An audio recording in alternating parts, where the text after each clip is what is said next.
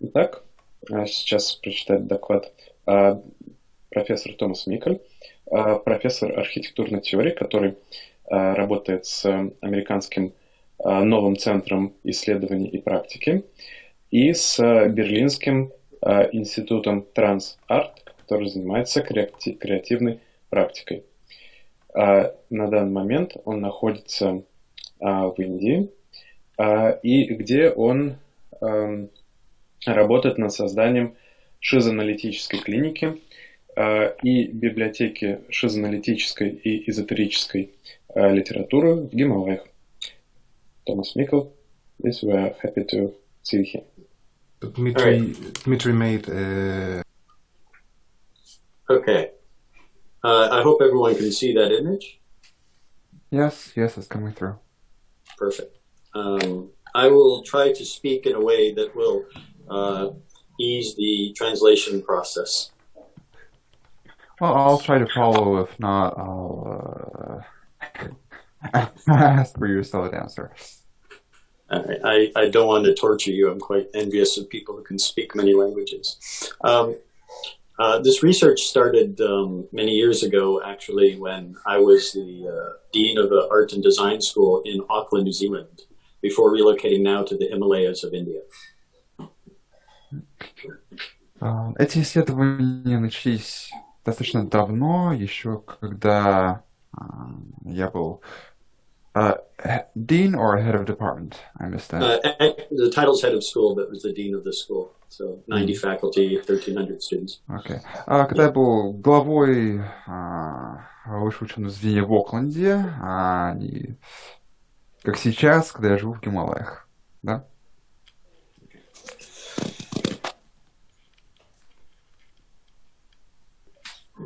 Schizoanalysis is not a singular method, but an obliquely transformative meta-model. Schizoanalysis deranges codifying institutional apparatuses to liberate transversal practices that can cut across disciplinary walls. In schizoanalysis, the productive riot of our internal desire machines can cultivate the heterogenesis of possible futures and practices. Шизоанализ — это не единичный метод, но во многом трансформативная метамодель. Шизоанализ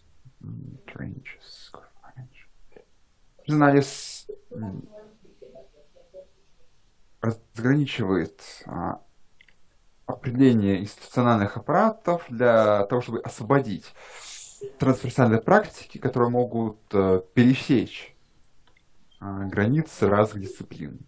И в шизоанализе наши продуктивный бунт, скажем так, наших внешних машин желания может культивировать гетерогенез возможных будущих и практик.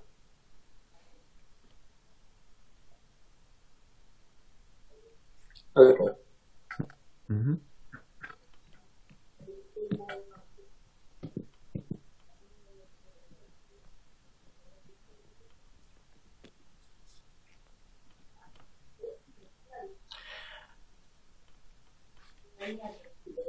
Okay. We want to consider the idea of the subject, particularly the Enlightenment subject, in the way that it is often modeled as an entity, a single entity, constrained within a cage of nature that is rational. This is a Hegelian model of the subject, transparent to reason. Мы хотим расценивать субъект. The enlightenment subject, you said? The enlightenment subject, yes, in a bird cage. Да, мы хотим его расценивать субъект в птичьей клетке, как единичный субъект, в первую очередь опираясь на гегелианскую модель.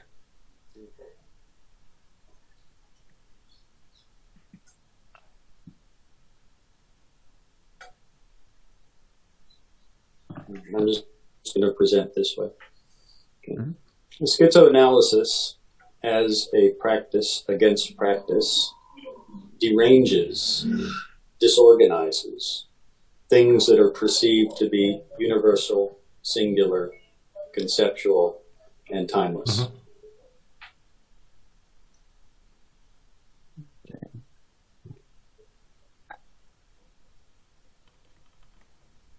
Can I ask you to repeat that, please? Yeah. Schizoanalysis is a practice against practice. Schizoanalysis deranges what is perceived to be timeless, eternal, stable, rational, fixed, unchanging. Шизоанализ, он в некоторой степени выступает практика против практики. Он нарушает, да, то, что обычно стабильно, вечно, постоянно, безвременно. The derangement occurs as a consequence of schizoanalysis, which is the consequence of capitalist practices. Это расстройство, оно в первую очередь происходит, derangement occurs, excuse me, because of capitalism or... The derangement occurs, the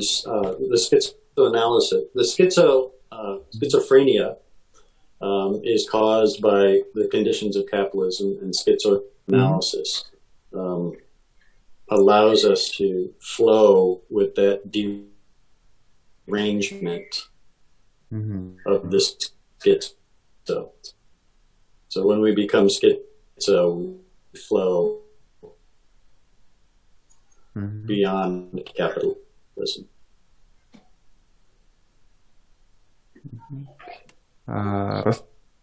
Расстройство, в первую очередь, вызвано капитализмом. И через шизоанализ мы можем настраиваться на одну волну с этим расстройством, да, и изучать его. One definition of schizoanalysis from Anti-Edipus that is very powerful in my areas of spatial design, urban design, landscape design, is the schizoanalysis as a meta-model, as a liberative model against all other models that absorbs other models, constantly cutting through them, slicing memory, combining them. Schizoanalysis is a very volatile meta-model as a model practice. У шизоанализа есть очень сильное определение, которое очень популярно в моей области работы, в графическом дизайне.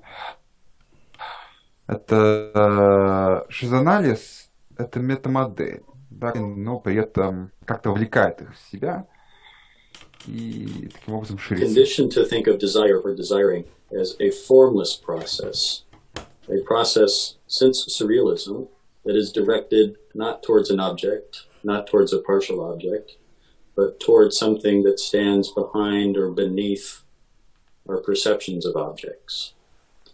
Desiring is formless because the subconscious is opaque. С давних времен мы приучены считать, что желание не имеет формы. Да? Мы желаем не объект конкретный, мы желаем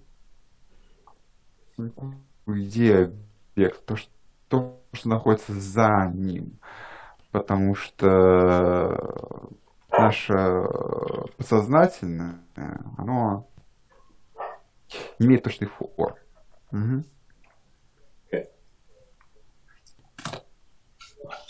We follow in Anti-Oedipus very much the idea of a desiring, endlessly desiring production, desiring as a type of automation. We think of desire because it is constantly moving through us, creating, breaking, jamming, cutting. Desires are desired machines that have no beginning or end, just a riot. Мы, читая Анти-Эдипу, мы видим, что да, оно автоматизировано. И оно движется через нас, оно механизированно влияет. И во многом это сравнимо с бунтом, можно сказать. Вот riot, с бунтом. And we will consider the idea of desire, hyper-desire coming from architectural theory, Zepke's book. Desire is in the ontologies of art. Если говорить о желании, то можно также упомянуть и гипержелание, о котором раскрывает в своей книжке. I'm sorry, whose book was that? Zepke? Zepke, yeah. I missed the name. Yeah. Да. Austria. О котором пишет в своей книге Зепке, что гипержелание, да, оно выступает как некий локомотив, двигающий желание и творение вперед, что особенно отличается... Sorry, you said in architectural design, yes? Yes, the term hyper-desire comes from Mark Wigley's book on Constance in Babylon, which is about situationist urbanism. Mm-hmm. But the term hyper-desire talks about accelerating the accelerationist impulse of desire, taking it to excess. И в первую очередь этот термин происходит из архитектурного анализа, да, о том, как и подразумевает нечто, что разгоняет, ускоряет, да, желание в принципе. Mm-hmm. And then this is a long quote I will not read, but from Anti-Edipus discussing the parallax between mechanical machines and organic vitalism and how they come to take the place of each other and create what is later called the machinic phylum, organic and inorganic, living and non-living, machine and desire in a constant dynamic interplay without beginning or end. И здесь я привожу большую цитату из Анти-Эдипа, которую я прочитывать не буду, в которой рассказывается о некой постоянной динамике между машиной и желанием, да, и тому, что из этого результирует. And we have from here the idea that two states of machine and two states of living, which I will try to illustrate with a range of practices by other artists and other designers. И из цитаты мы можем вывести, что существует два бытия машинного, два состояния желания. По два состояния, которые я постараюсь продемонстрировать в дальнейшем.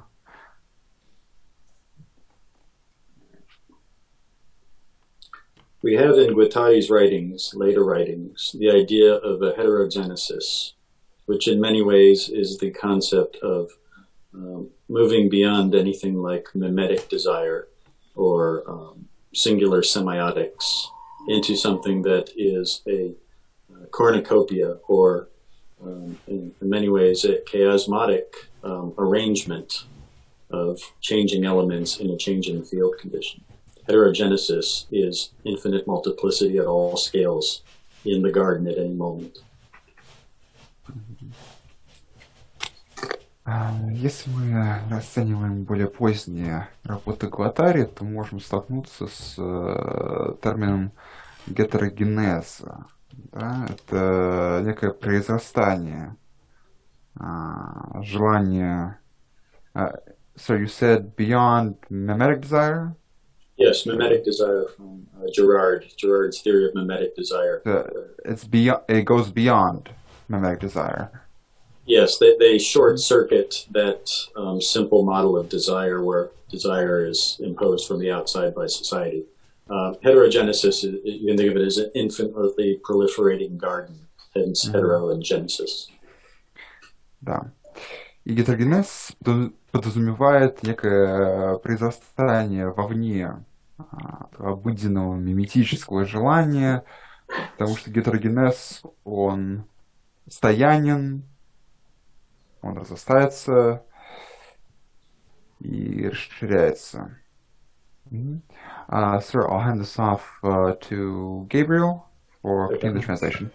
Okay, thank you so much. Could we please proceed in smaller bits, sentence by sentence, so we can make a more accurate and close to the original text translation, please? Thank you. Yeah, happy to do that. Okay. So here you can see the thesis statement.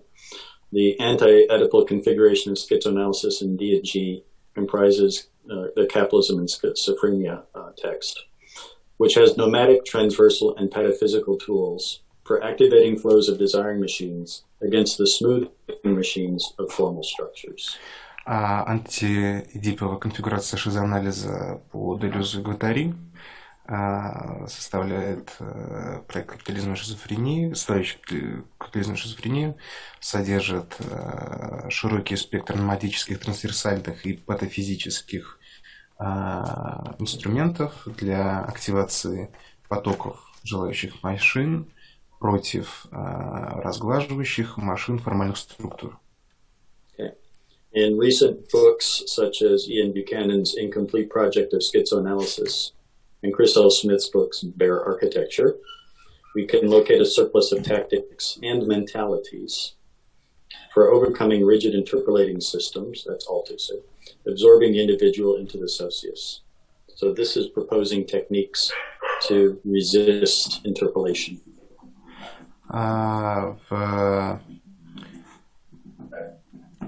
В недавних работах, таких работах, как, например, The Incomplete Project of Schizoanalysis, незаконченный проект шизоанализа Яна Бьюкинена, или голая архитектура, обнаженная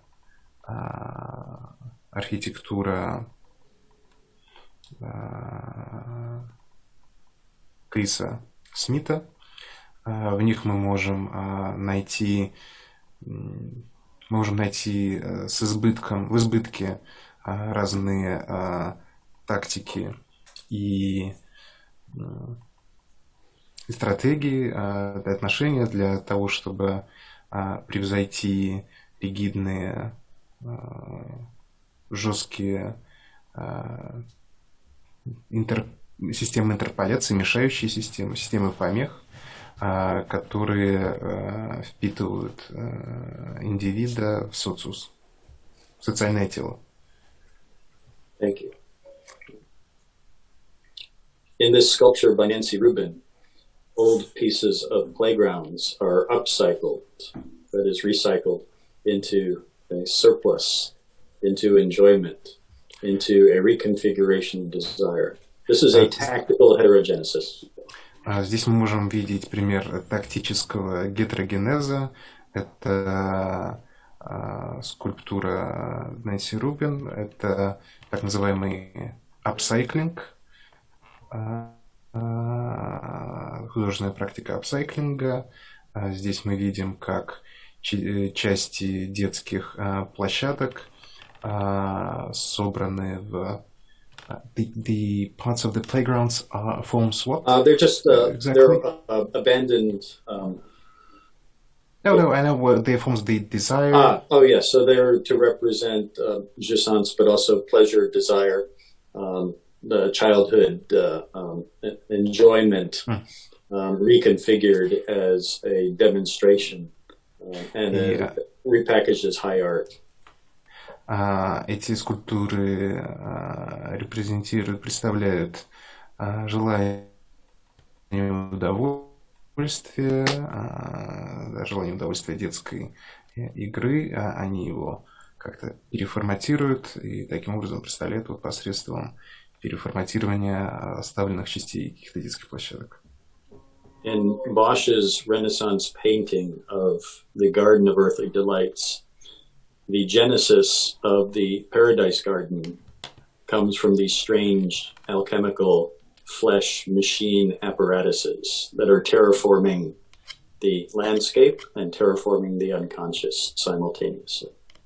На картине Босха «Сад удовольствия» мы видим генезис рая из некоторой алхимической машины, некоторого алхимического аппарата, который терраформирует пространство и бессознательное. That Garden of Earthly Delights in its entirety was an inspiration to redesign a bachelor's degree organized around multiple ecologies, replacing conventional siloed disciplinary knowledge into simultaneous layered ecologies. This is the curriculum. So let's translate it bit by bit because it's okay. quite a complicated phrase. So could you please repeat it in small parts? Okay. There you can see the central panel of the Garden of Earthly Delights. Здесь вы можете видеть центральную часть Сада земных удовольствий Босха. This was the basis for rethinking a design education curriculum when I was at the AA in London. Это было, она послужила основой для моей реинтерпретации учебного плана по дизайну. Yes, and we know from GWATTARI's book on multiple ecologies that no ecology is singular. So the curriculum is multiple. И из книги ГВАТТАРИ мы знаем, что из книги «Зря о трех экологиях» мы знаем, что ни одна экология не является единичной, все они являются множественными, и таким образом учебный план тоже множественный. So we always started to rethink the pedagogy within the idea of a layered ecology, like a rainforest. Мы думаем, мы реинтерпретируем педагогику в контексте множественности, в контексте разных слоев, как лес, как тропический лес. Это можно сравнить с тропическим лесом. Yes. And with this, we turned the curriculum from a gridded space into a heterogenesis garden. И мы переформатировали учебный план из таблицы, из размеченного пространства в сад гетерогенеза.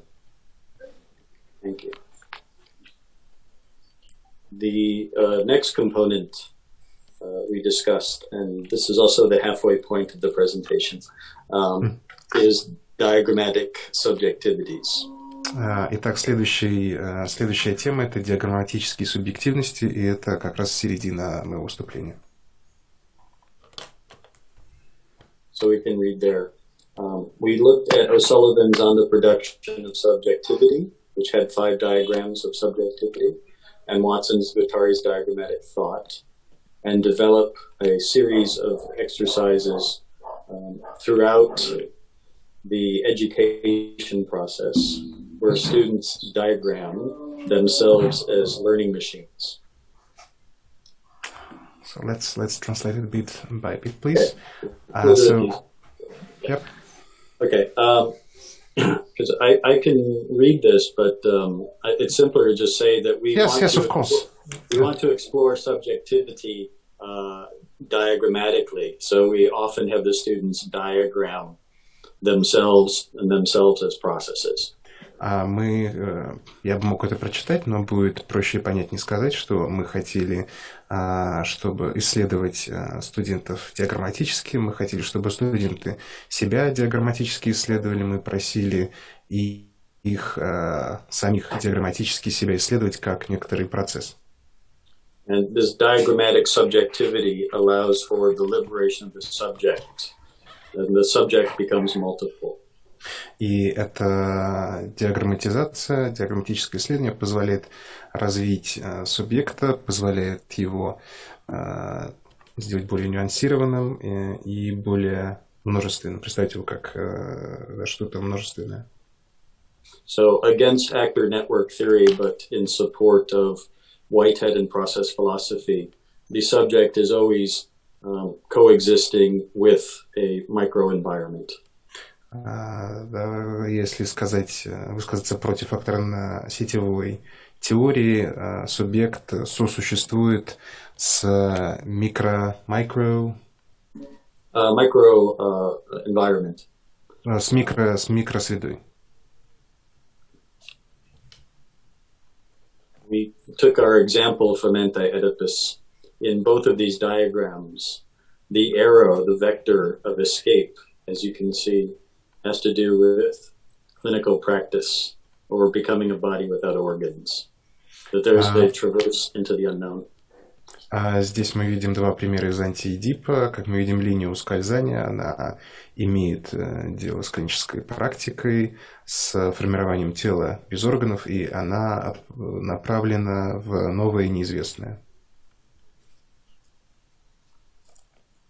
The fixed subject has always been easy to diagram, as in the case of this anatomical theater. Фиксированного субъекта всегда было просто диаграмматизировать, как мы видим, например, в этом примере вскрытия тела в анатомическом театре. This image is from a proposal for a new doctoral program. Это иллюстрация к проекту новой программы аспирантуры. In Canada. В Канаде. And our argument was that art and design do not work with the criteria of truth the way that science does. И идея была в том, что искусство и дизайн не работает с понятием истины и правды как наука. So following from medical science, we use demonstration, not proof. Как медицинская наука мы используем демонстрацию, иллюстрацию, а не доказательство. We can understand subjectivity as something that is always in play, in motion, in formation. Мы можем понимать субъективность как то, что все время находится в игре, в движении, постоянно в процессе формирования. Schizoanalysis gives us situational awareness of capitalism and the possibility of life beyond capitalism. Шизоанализ дает нам ситуационную осведомленность о капитализме и возможной жизни вне капитализма. And we will start to understand in our practices that when we have new sensations, the body develops new flesh. And when we have new flesh, we develop new sensations. В этом процессе мы понимаем, что когда мы в теле, в плоти мы развиваем новые ощущения, но когда мы также когда мы развиваем новые ощущения, мы получаем новую плоть. In this way, we can consider becoming machinic and becoming vegetal as part of the same process. Таким образом, мы можем представить становление машины и становление растением как один и тот же процесс, как часть одного процесса.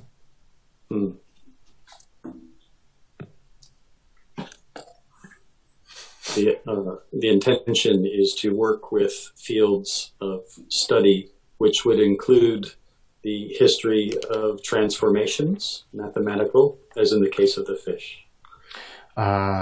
Идея в том, чтобы работать с дисциплиной, которая работает с историей трансформации, математических даже трансформаций, как, например, в случае с рыбой, с эволюцией рыб.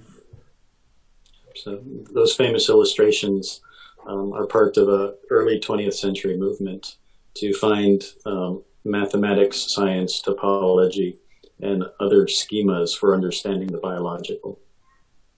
Это иллюстрации часть движения начала XX века по применению топологических математических схем для понимания биологии.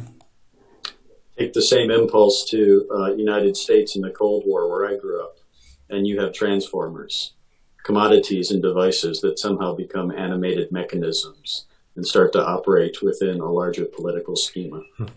Нечто похожее происходило в Соединенных Штатах во время Холодной войны, где в то время, где я вырос, у нас были, например, трансформеры, это повседневные механизмы и какие-то повседневные технологические удобства, которые стали одушевленными и начали действовать в политическом контексте.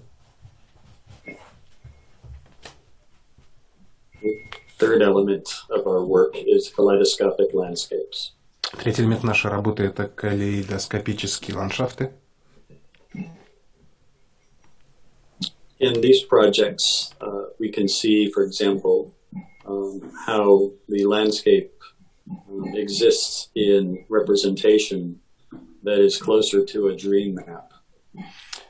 Здесь мы можем, в этом проекте мы можем в калейдоскопическом ландшафте мы можем наблюдать, как ландшафты существуют в репрезентациях, сходных с картой сновидения. This is an Australian group called Pip and Pop that combine landscapes made of candy with childhood memories and Aboriginal aesthetics.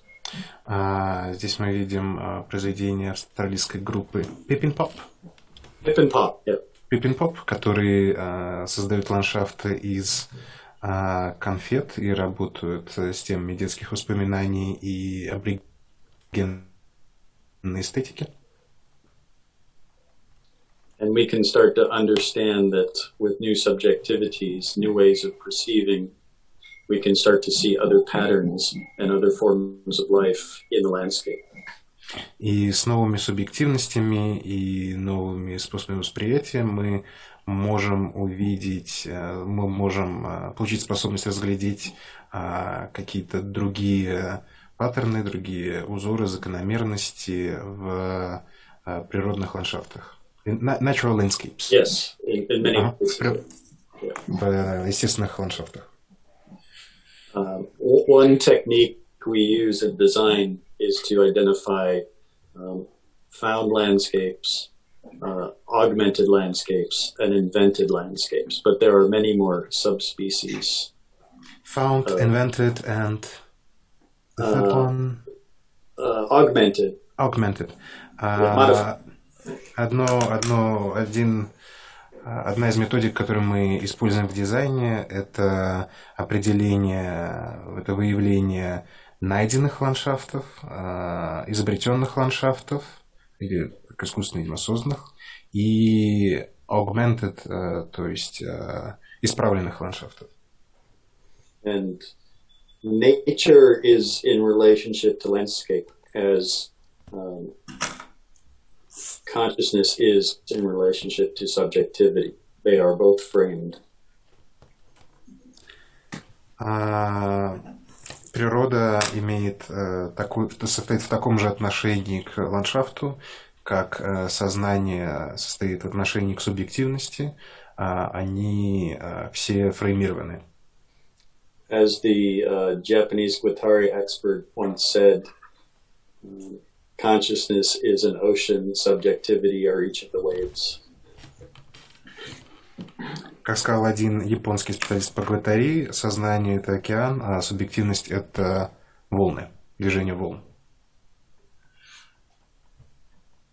And much of our work uses the idea of the kaleidoscopic and the landscape to interrogate everything from inner space to outer space, as well as our perceptions and the limits of perception.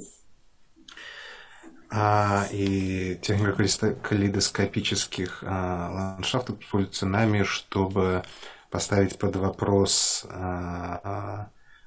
внутреннее и внешнее пространство, inner space, outer space, as well as... We look at perception, limits of perception, Поставить под mechanical вопрос, vision.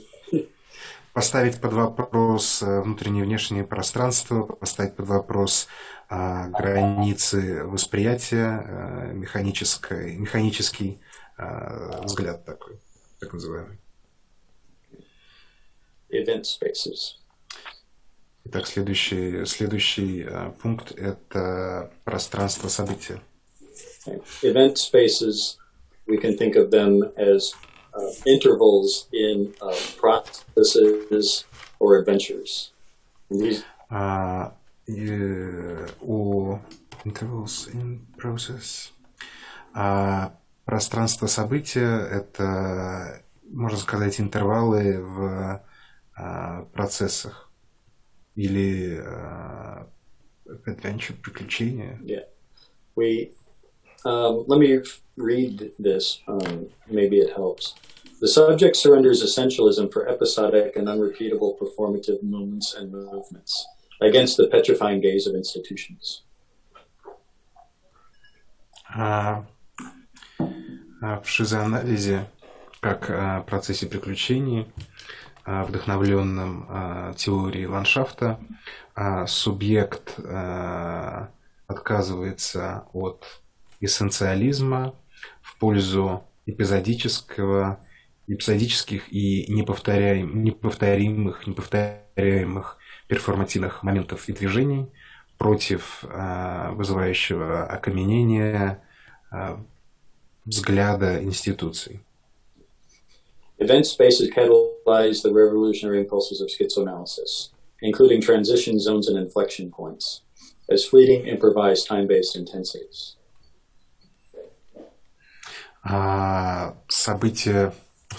Пространство события, событийное пространство событий через дефис, является катализатором революционных импульсов шизоанализа, включая зоны перехода и точки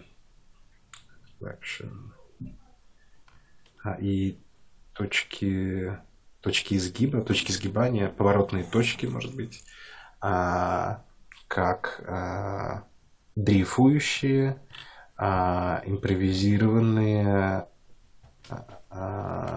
временно основанные на времени интенсивности.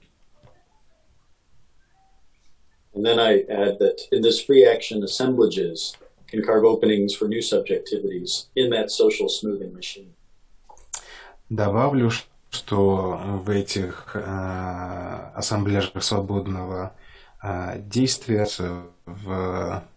вырезаются входы, пути для новых субъективностей в социальной сглаживающей машине.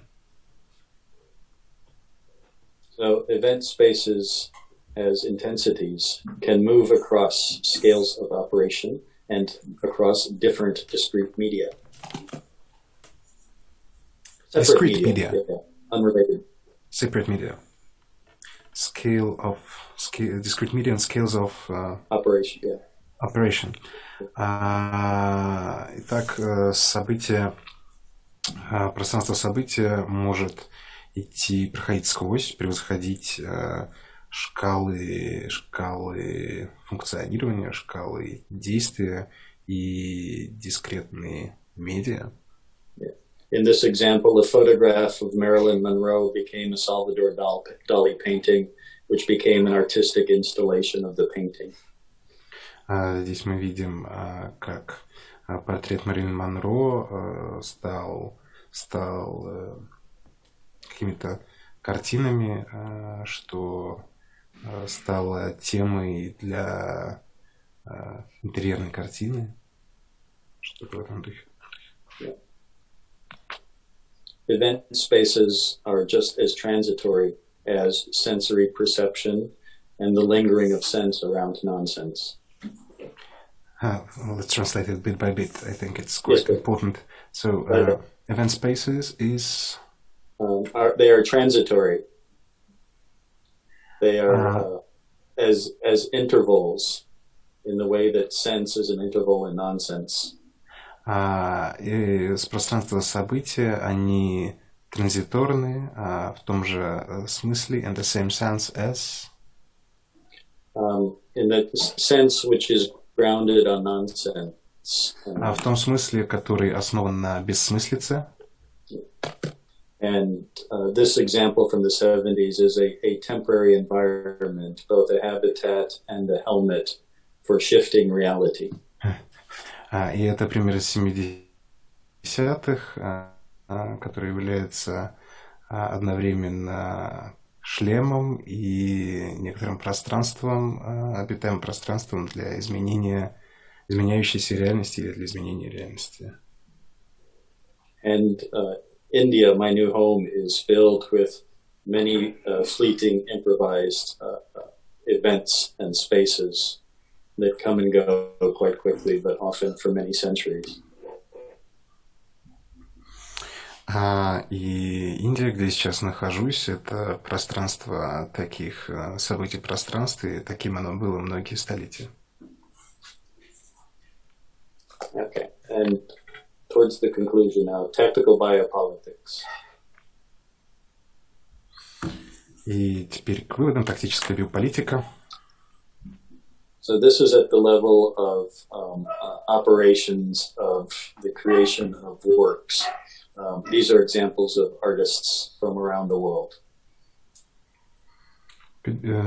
So I think that Daniel will take it up from here. Okay. Mm-hmm. Yes, 1 second. Here I am. Okay. Mm-hmm. Okay, so these are some fast samples of different artists' work from around the world. Это несколько экземпляров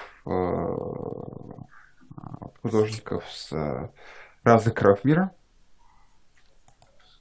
So here we can see in an installation the representation of the brain and the mechanism to create a hardware, software, wetware assemblage. И здесь, например, мы можем увидеть модель мозга, подсоединенного к машине, которая позволила бы создать, такой русский называется, wetware, software и hardware. Аппаратное программное обеспечение. Здесь это мокрое обеспечение, как биообеспечение. Биообеспечение, да. This is Professor Beasley's Hylozoic garden, a garden that responds to stimuli constructed mostly out of healthcare plastic products.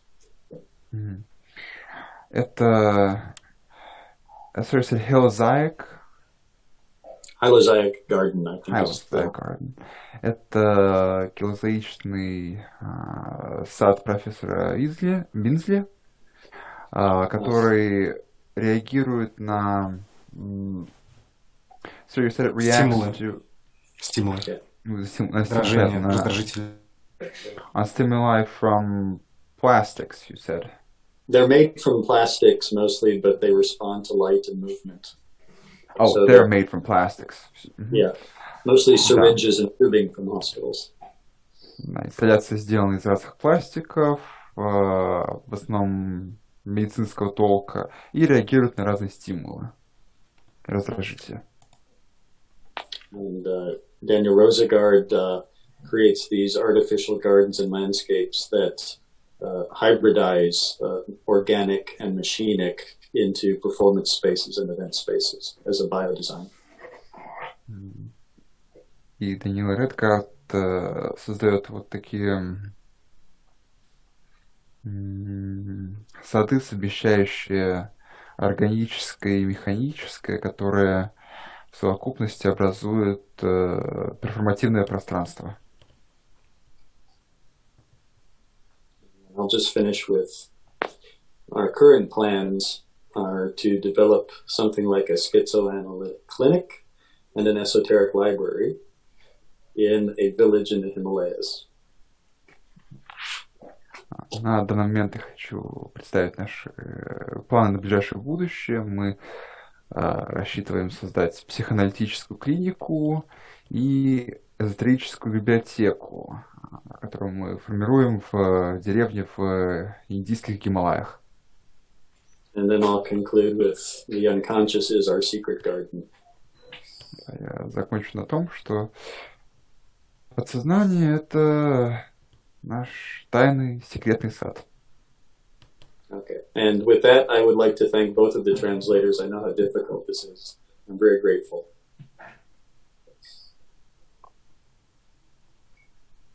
Это все. Спасибо большое, доктор Микал.